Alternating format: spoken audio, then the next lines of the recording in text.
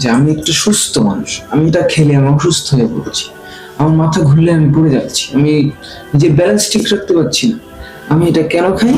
আমার ভাই অনেক কষ্ট, আমি এই কারণে এটা খাই। তাহলে আমরা যারা সিগারেট খাই না, আমাদের জীবনে হয়তো কোনো কষ্টই নেই।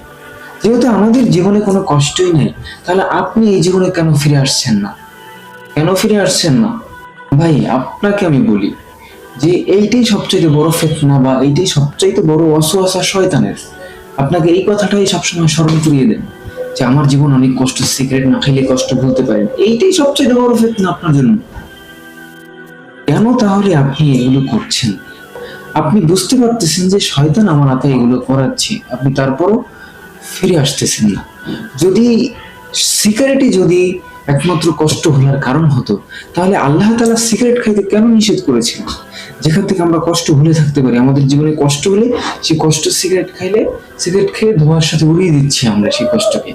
তাহলে এই সিগারেট খাইতে আল্লাহ তাআলা কেন নিষেধ করেছেন বলেন আপনার? যদি কল্যাণকরী হতো আমাদের জীবনের জন্য, যদি কষ্টই ভোলা যেত, তাহলে আল্লাহ তাআলা সিগারেটকে নিষেধ করতেন না খাইতে, নেশা করতে নিষেধ করতেন না।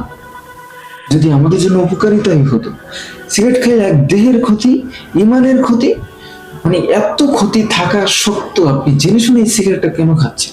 কষ্ট ভোলার জন্য খাচ্ছেন। ভাই আপনি ভুলে আছেন। এইটাই সবচাইতে বড় ফিতনা আপনার জন্য, এইটাই সবচাইতে বড় ফিতনা। এখান থেকে ফিরে আসেন। হে ভাই, ফিরে আসেন।